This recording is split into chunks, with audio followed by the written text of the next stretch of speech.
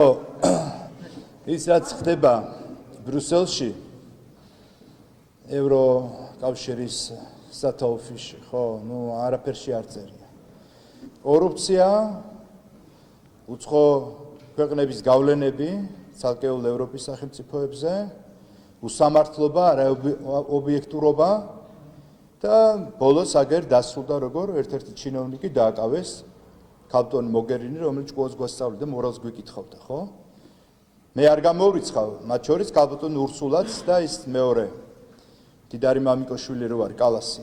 შემთხვევით რომ მოხდა, ის დაიბარონ, აი ამ მილიარდებზეა საუბარი. მე მაინტერესებს ჰერჩინსკი სად არის? რატო იმალება? ჰერჩინსკი გამოდი და აგვიხსენი რა ხდება შენ სათაოფიში. კორუფციასთან აქ მორალს გვიკითხავ. აქ გამოხვედი წინაკვირას და გითხარი რომ თურმე უკრაინა და მოლდოვაო იმსახურებენ წინარიანო საქართველოსთან მიმართებაშიო. აგერ ზელენსკი გამოვიდა 3 დღის წინ და თქვა რომ ჩვენი ქვეყანაო ეხა ორი არჩევანი წინაშე არისო. ან სუვერენიტეტი, ან ღირსება დავკარგოთო.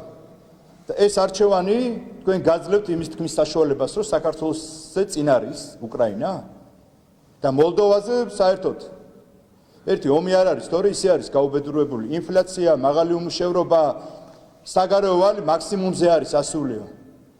GDP-ს თორსე 39%-ს აცდა. და ეს ქვეყნები თქვენ საქართველოსზე წინ დააყენეთ. საქართველოს რომელიც ეკონომიკური ზრდა აქვს ყველაზე მაღალი ევროპაში, კი არა მსოფლიოში ერთ-ერთი გამორჩეული. მე რამდენი წელია.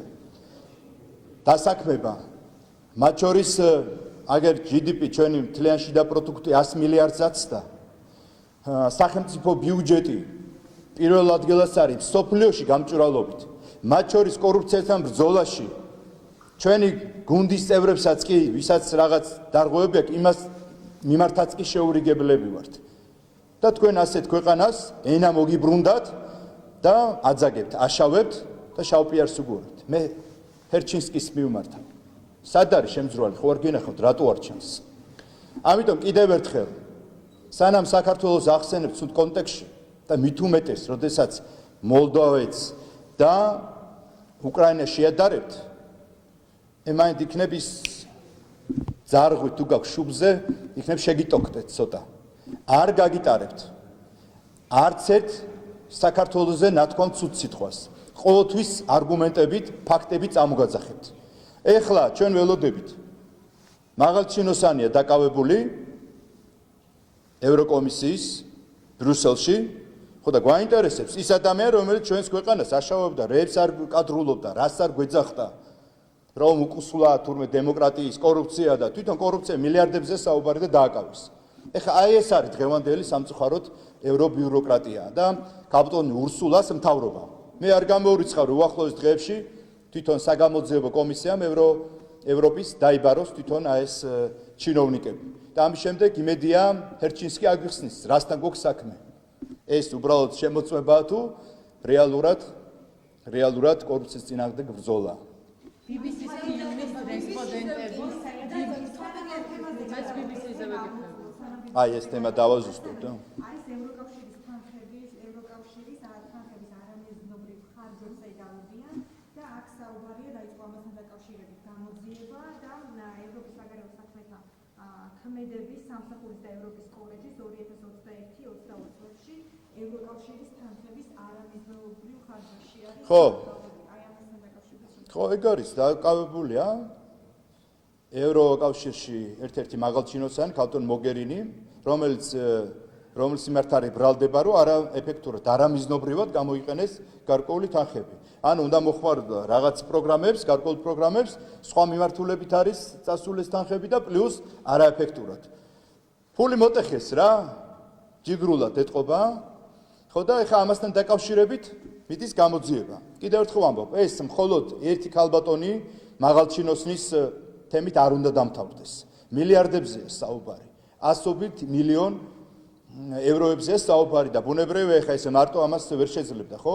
არ გამოვრიცხავ, პროფესორეთ, არ გამოვრიცხავ, რომ უახლოეს დღეებში დაიბარონ ქალბატონი ურსულა და დარჩენი ის ქალი, რა ქვია, კალასი. მეუღლე რო ვაჭრობს რუსეთთან დღემდე და ჩვენ რო გვეუბნება რომ სანქცია რატო არ დაუწესეთო ამ კალავს გულისხმობ. დღეს რომ მაღალჩინოსანია ევროკავშირის. მე უბრალოდ ჰერჩინსკისგან მინდა ახსნა. რა ხდება თქვენთან? რა ვითარება, რა მოქმედება? დაინტერესებს მილიარდობით საათ გაიფლანგა ეს თანხები ევროკავშირში და მე თქვენ ენა მოგიბრუნდება და საქართველოს აძაგებთ და საქართველოში ამბობთ რომ თურმე რაღაც აქ ისე არ მიდის. იქ არ მიდის. თქვენ საიდანაც ხართ გამოგზავნილი და ამასთან დაკავშირებით მე ველოდები ბატონი ჰერჩინსკისგან ახსნას, მისი ჩინოსანი რო დააკავეს ახსნას. რასთან გვაქვს საქმე? კაი, ერთი წამით და. კაი, მე თქვი ამასე.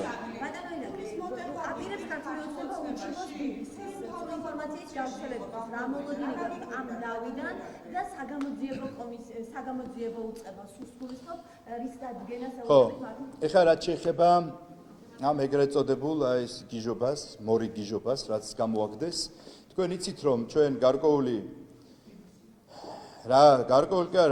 რამდენი წელია ცდილობა აქვთ რომ გარკვეულ ბიუროკრატებმა დააფინანსონ ადგილობრივი უსამშობლოები და გადატრიალება მოახდინონ. რატომ ვიცით რისთვისგან და რატო აკეთებენ ამას? ეს ვერ შეძლეს. 1, 2, 3, 4, 5 მცდელობა ჩაუვარდათ. და ეხლა მორიგ ჯერზე ადგილობრივი აგენტურა აამოქმედეს ისევ და ახალი სიახლე შემოაგდეს თურმე ჩვენ ესე იგი რაღაც ქიმიური რაღაც გამოვიყენეთ იარაღიო თურმე. ამასთან დაკავშირებით კონკრეტული პასუხები გაიცა რომ ჩვენ შეიარაღებაში არ ქონია და არც გვექნება არასდროს. მათ შორის ის კითხვა რომ ნაცებს ჰქონდათ შესყიდული რაღაც გარკვეული ეს ქიმიური რაღაც საშუალებები, იქაც კი არ დადასტურდა ეს ნივთიერება, რომ საერთოდ არ არის. ანუ ეს გამოირიცხა თავიდან ბოლომდე. მაგრამ ეხლა დააკვირდით სცენარს. BBC, რომელიც ცნობილია თავისი ცრუ ინფორმაციებით, ცრუ სიუჟეტებით, მეორე Fox News კიდე ამერიკაში ხო, ამას ბატონი ტრამპი ეძახის ჭორ ნიუს თუ ჭორ ბიუროს თუ რაღაცისა და იცით მათ ჟურნალისტებს რას ეძახის და რა სიტყვებით ამკობს. და თქვენ შეგახსენებთ, ეს BBC ის ორგანიზაცია ბრიტანული, რომელმაც თავის დროზე რამდენიმე წლის წინ თქვა, რომ სიუჟეტი გააკეთა, რომ სააკაშვილი მოწამლესა და სააკაშვილი კვდებაო. და სად არის? არც ერთი ფაქტი არ დადასტურდა, აგერ ჯიგარი არის ეგერ და იხდის სასჯელს. და ბოდიში მოიხადეს? არა. ამ სიცრუეზე ბოდიში მოიხადეს? არა. უფრო მეცაც გეტყვით. იმდენად შეტოპეს, რომ ტრამპის ადმინისტრაცია უჩივის BBC-ს და მილიარდობით დოლარს ხობს ახლა საკომპენსაციოდ. ამას მოყვა ის, რომ საინფორმაციო უფროსი და ერთ-ერთი დირექტორი წავიდა BBC-დან, დატოვეს განცხადება დაწერეს და სამსახურები დატოვეს. თუმცა კომპენსაციის სახით მილიარდობით დოლარს ითხოვს. ჩვენთან მიმართებაში სიუჟეტი გააკეთეს, რომ სადაც ეყრდობიან გარკვეულ ექიმებს და ამ ექიმების ჩვენება ჩახუნაშვილის გულისხმობ თითოეული აღნიშნავს, რომ ჩვენო ასეთიო არ დაგვიწერიაო და არც გვითქვამს. ეხლა უკვე უკან იხევენ. ამიტომ კიდევ ერთხელ ეს იყო მცდელობა, რომ ახალი ტალღა აეგორებინათ ლეგიტიმური ხელისუფლების ქართული სახელმწიფოს, ქართული საზოგადოების წინააღმდეგ, მორიგ ჯერზე ახალგაზრდები და ძველგაზრდები შეეყვანათ შეცდომაში, რომ თითქოს აი დაშლის დროს ქიმიური იარაღი გამოიყენა. ნაცებში ავერიეთ ეთყობა და ეხლა მცდელობა აქვს, რომ აი ეს თემა ააგორონ თავიდან ბოლომდე ადგილობრივი აგენტურის დახმარებით. კიდევ ერთხელ ვამბობთ. ეხლა როგორც უკან იხევენ აი ეს სრულ მოწმეები და ამბობენ, რომ ჩვენ ასეთი რამ არ გვითქვამს და არ დაგვიწერიაო, ხო? გამოძიება იცით თქვენ აღსრულია, არავის შერჩება ჩვენი ქვეყნის გაშავება. არავის შერჩება სახელმწიფოს წინააღმდეგ გადადგმული ნაბიჯები. ასე რომ გამოძიება დაწყებულია და მივა ბოლომდე. მივა იმ რეზულტატამდე, რომ ის ვინც მტრობს ჩვენს ქვეყანას, ჩვენს სახელმწიფოს, ჩვენს ხალხს, ჩვენი სახელმწიფო ინტერესებს არ დარჩება პასუხის გარეშე.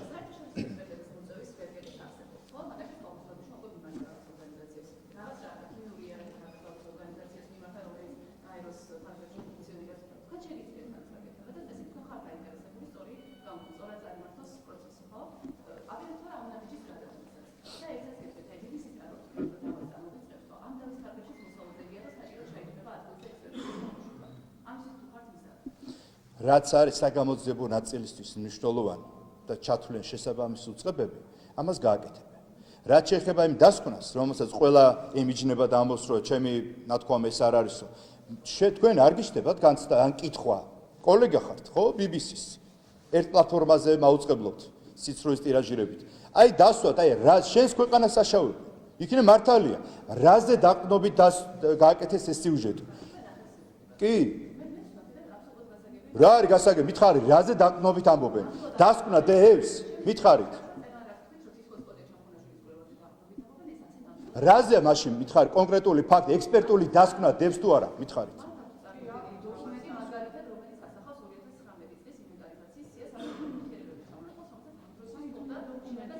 ხო, ეხა უკვე იტყუებით. პირველი უყურე, ერთი თქვით რომ იქ გააგრძელეთ ხო მითით აბა? არა, გააგრძელეთ. არ დამასრულებინეთ, კიდე მითხარით. ხაბა? ხო?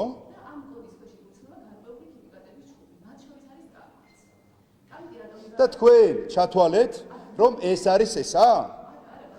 აბა, ირაკლი ფიო. ხო? ხო, არა, თქვენ არგუმენტები მაქვსო კიდეო და არ მაცლითო და გეცით. ხა ერთი და იგივე იმის ირგვლივ ტრიალი გააგრძელეთ. კიდე ვთქო. ხო, გააგრძელეთ კიდე? ხო?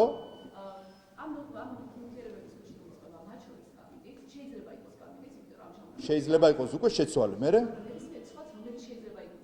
ხო? ხო. არა, გააგრძელეთ თუ კიდე მაქვს სხვა არგუმენტებიო და ესე იგი ტრიალებ, ისე მომატყუე. ეხლა მოისმინეთ პასუხი, მეტი თუ არ გაქვთ. დაჭებული კი არა, მტკიცებით ფორმაში გეუბნებით, რომ არ ყოფილა ასეთი, შენგან განსხვავებით.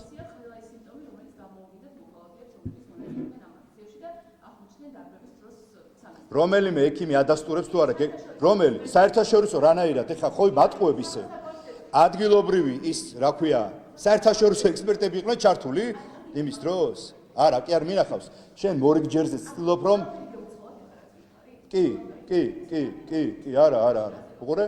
თქვენ მორიგი მცდელობა გაქვთ რომ საკუთარი ქვეყნის წინააღმდეგ რაღაც სიგიჟეები ილაპარაკოთ. ეხლა პასუხი. პირველი. პასუხია, ეხლა და მოისმინეთ თუ გაინტერესებს. თუ არა და შეგიძლია მიბრძანდეთ. პასუხსებ და ნუ შემაწყვეტინებთ. პირველი. არანაირი დასკვნა არ არსებობს. მეორე, რაც სიუჟეტი ერკვნება რომ ადგილობრივ აი აქ ექიმები და ექსპერტების დასკვნაო, ყველა ემიჯნება და ამბობს რომ ჩვენ ასეთი დასკვნა არ დაგვიგიაო. მესამე, არა, ნუცვლი ეხლა, მესამე, თქვენ თქვით რომ ის კოდი არის რაღაც რაც ახსენესო. ამ კოდის ქვეშ არის მთელი რიგი ჩამონათვალი. ზოგი რომელიც არის უცხო ქვეყნის შეერაღებაში სტანდარტში, რომელიც არ არის. ჩვენგან იყო კონკრეტული კითხვა, ამაზე იყო პასუხი, რომ საერთოდ გამოყენებული არ არის. საერთოდ ნაცებსაც კი არ უყიდიათ თავის დროზე. ოფიციალურად ყოველ შემთხვევაში, რაც ჩვენ გვაქვს ინფორმაცია. ასე რომ, კიდევ ერთხელ სიცრუის ტირაჟირება შეეშვით და გიყვარდეთ თქვენი სამშობლო. აბა სხვა თემა, გადავიდეთ. მე გიპასუხებ, მეტი არ მინდა. კი ბატონო. ხო? არა, არ თანამშრომლობ თქვენთან, რა მინდა თქვენთან, ღმერთმა დავიფაროს, არა. კითხვა რომ დასვი, გიპასუხეთ. მოგეცით დრო, მაგრამ ვერ ერთი და იგივე კითხვაზე ეტრიალებ და მე გაგეცით პასუხი, იმის იქით აღარ წავალ, მორჩა.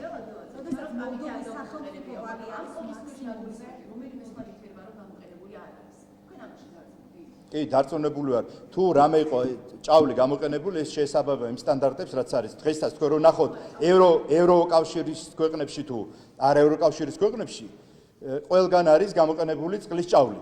ამის იგი არ წასულა და დანარჩენი თუ ვინმესა განსხვავებული კეთილი მო დაამტკიცონ. ჩვენ არ გვაქვს არაფერი დასამტკიცებელი ბოდიში. კი პასუხე ბოდიში. 62% არის ამ სახელმწიფოს ვალი, როდესაც ზელენსკი ამბობს, რომ ჩვენ ვართ არჩევანის წინაშე ან ღირსებას, ან პარტნიორებს დავკარგავთ, რომ ამ შემთხვევაში, როდესაც აი ეს განცხადებები გვაქვს მოსმენილი და გვაქვს მოლდოვაზე ინფორმაცია, როგორ ამბობს ჰერჩინსკი, რომ ისინი საქართველოზე წინ არიან. ხო, ამაზე მქონდათ ეხლა საუბარი, ხო ვილაპარაკე. ხო, ამასთან დაკავშირებით, ხო, ევროკავშირის გამოგზავნილი არა მეგობარი ელჩი, რომელიც ჰერჩინსკი არის, ხო, რომლის ამოცანა და მიზანი არის, რომ აქ ეთყობა ჩემი ხედვით, ჩემი სუბიექტური ის არის, რაც მის მოქმედებას და მოღვაწეობას ვაკვირდები, რომ აქ გადატრიალება მოეხდინა ერთ-ერთი ფიგურა იყო ამისთვის გამზადებული. არაფერი გამოვიდა, დღემდე ჩვენს ქვეყანას აშავებს და რაღაც სიგიჟეებს იძახის ხოლმე, რომ თურმე უკრაინა და მოლდოვეთი ჩვენს წინ არისო. უკრაინა, რომელსაც ესე იგი ისე ართმევენ ტერიტორიებს, არც კი ეკითხებია.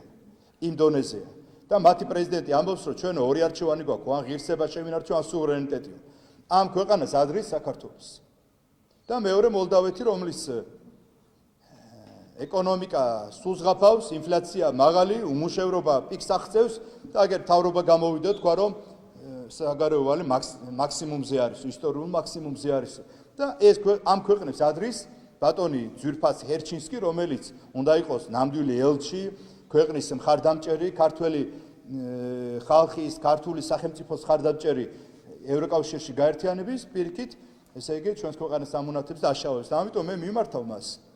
გამოვიდეს ეხლა და შეადაროს კიდევ ერთი შედარება იგივე გაიმეოროს თუ გაბედავს და მეორე მოგვიყვეს რა ხდება თავის ოფისში, სათო ოფისში. ბრუსელში რა ხდება ბატონ ჰერჩინსკი. თქვენი თამამდობის პირები ესე იგი არ გავა, დღე არ გავა, ვინმე არ დააკავონ, ან ვინმე წინააღმდეგ საქმე არ აღიძრას. კაპიტან მოგერინი საერთოდ აი დააკავეს ერთ-ერთი ჩინოვნიკი ევროკავშირში. სად არის რა ხდება? აგვიხსენით რა გვაინტერესებს. ჩვენ ხო კანდიდატი წევრები ვართ, გვაინტერესებს რიგით მოქალაქეებს. რა ხდება, რას უკავშირდება? ეს არის მილიარდობით ევროზე საუბარი. სად წაიღეთ? ვინ გაფლანგა? გამოდი და დაგმეთ, თქვით რომ ეს არის მიუღებელი და ევროკავშირი ასე არ უნდა იმართებოდეს. გამბედაობა გაქვთ ამის? არა მგონია. ბატონო ირაკლი, დადასტურებით შეგიძლიათ თუ არა გითხრათ რომ ამოწურეთ, აბა ერთი კითხვა და გამიშვით კომიტეტი მაქვს. ბატონო ირაკლი. შემდეგი მოვა და მე. ერთი კითხვა. აბა? მალე, ხელს ვიშ, ხელს. თქვენ დადასტურებით შეგიძლიათ თუ არა გითხრათ რომ სანამ რუსეთი არ გამოიწვევს აფხაზეთის და სამხრეთ რუსეთის აღიარების საკითხს, იქამდე რუსეთთან არანაირი დიპლომატიური ურთიერთობა არ იქნება. იმიტომ რომ ლავროვმა გააკეთა განცხადება, რომ წარმოუდგენელია, როდესაც ქართული ოცნება ნაცმოძრაობის კანონით ხელმძღვანელობს ჩვენთან და ამბობს, რომ ჩვენ რუსეთთან არაუღვარდეთ დიპლომატიურ ურთიერთობებს, ვიდრე რუსეთი აფხაზეთის და სამხრეთ ოსეთის დამოუკიდებლობას განახორციელებსო. ამიტომ მინდა გკითხოთ. დამოუკიდებლობას განახორციელებს ეს ტექსტი? არ მახსოვს. ანუ რუსეთი აღიარებს აფხაზეთის და სამხრეთ ოსეთის დამოუკიდებლობას და ვიდრე ამ ყველაფერს შინ არის მივხვდი ეს თქვა კიდე, ხო. ხო, იქამდე ქართული ოცნება ჩვენთან დიპლომატიურ ურთიერთობებს არ აღადგენს და წარმოუდგენელია ჩვენ ამ ყველაფერს უკან არასდროს არ წავიღებთ, რომ ამბობს ლავროვი. თქვენ შეგიძლიათ დაგვიდასტუროთ, რომ არ აღდგება მე არ ვიცი. ვიდრე ეს მოცემულობა არის და ვიდრე რუსეთი აღიარებს. გავიგე ხა ერთ-ერთი შვიდჯერ ხო არ უნდა ატრიალოს. დამშვიდი. რაც შეეხება არ გეთხოვა. მეოთხე წრეზე წახვედი ერთი და იგივე კითხვით და ამდენი დრო არ მაქვს. ვერ გაიგეთ და გავიგე, რის თქმა გინდოდა გავიგე. პირველი. ჩვენ არ ვიცი რუსეთის რომელი მაღალჩინოსანი რა განცხადებებს აკეთებს, მაგრამ ჩვენ გაცხადებული გვაქვს და ვთქვით, რომ არანაირი დიპლომატიური ურთიერთობა ჩვენთან არ იგეგმება რუსეთის ფედერაციასთან. სანამდე მათ აქვს ასეთი აღიარება ჩვენი ისტორიული ტერიტორიების მიმართ. ცხინვალის და აფხაზეთის მიმართ. ეს არის და სხვა კითხვები გქონდათ? ბატონო შეიძლება გადაიქცეს სალიფინისგან ბატონო ირაკლი და ამბობენ რომ ეს არის აფიორა და არის თუ არა მათი პრეტენზიები. ხო, რაც შეეხება ეგრეთ წოდებულ არაბულ ინვესტიციებზე, თქვენ გახსოვთ, როდესაც თავის დროზე წინასაარჩევნოდ იყო ეს შეხვედრა, მაშინ ადგილობრივი უსამშობლოები, როგორ ეს არის პიარის ნაწილი, ეს არ არსებობს, აქ ვინ შემოიტანს თანხას, ინვესტიციას ვინ ჩადებს საქართველოში, გახსოვთ თქვენ ხო ეს ნარატივი აი ამ უსამშობლოებიდან, ხან აცები, ხან მათი კოლექტიური ნაცმოძრაობიდან ერთი სიტყვით. მას შემდეგ რაც ჩამოვიდნენ დელეგაცია და ოფიციალური მემორანდუმი გაფორდა და ხელშეკრულებას ხელი მოეწერა, ამ შემთხვევაში უკვე შეცვალეს ეს პლასტინკა წყალებში და უკვე დაიწყეს რომ აი არაბულ მეჩეთებს აშენებსო. გახსოვთ თქვენ? და მეორე რა ხელმისაწვდომია $16,000-დან დაიწყება 1 კვადრატის ფასი. ეს არის ამათი ხედვა, ამათი ამოცანა, ამათი სიმართლე. აი ამ უსამშობლოებს რეალობა რა არის, რომ ეს არაბული ინვესტიცია ეგრეთ წოდებული. სწორედ იმ ქვეყნებში შედის, სადაც არის საიმედო მდგრადი ეკონომიკური განვითარება, სადაც არის სიმშვიდე, სადაც არის პერსპექტივა, ბიზნესის მხარდაჭერა და არა რეკეტი. აქედან გამომდინარე, ეს ინვესტიციები რაც შემოდის, რომელიც გათვლილია რამდენიმე წელზე, ეს ითვალისწინებს მათ შორის ადგილობრივი კომპანიების მხრიდან აშენებას. ეს ერთი ადგილობრივი მუშახელის დასაქმებას. აი ეს ითვალისწინებს ადგილობრივ ბიუჯეტში შემოსულობებს, მათ შორის სახელმწიფო ბიუჯეტში. ეს ითვალისწინებს მათ შორის მოგების განაწილებას სახელმწიფოს მიმართ, იმიტომ რომ ჩვენ წელსში ვართ ხო? არანაირი ვალდებულება საქართველოს არა, გარდა იმისა, რომ მიწა დაუთმოდა, ამ მიწაზე არის საინვესტიციო ვალდებულებები.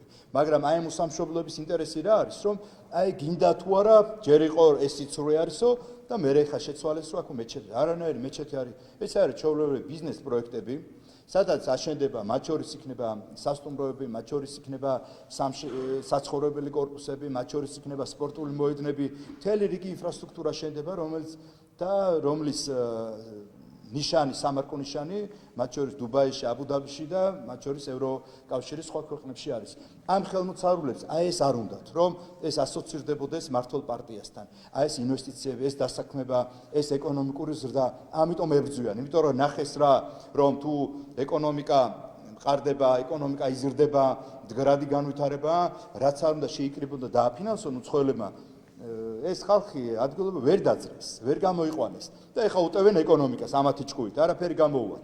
როგორც მანამდე 5 თუ 6 ჩავარდნა იყო, მორიგჯერზეც ფიასკოს განიცდიან. აშენდება და ადგილობრივებისთვის იქნება, იმიტომ რომ დაახლოებით ვარცდები, რაც მე მაქვს ინფორმაცია, დაახლოებით $1500 იქნება 1 კვადრატი. დღეს რო გავხვიდეთ საბურთალოზე, ვაკეს არც ვამბობ.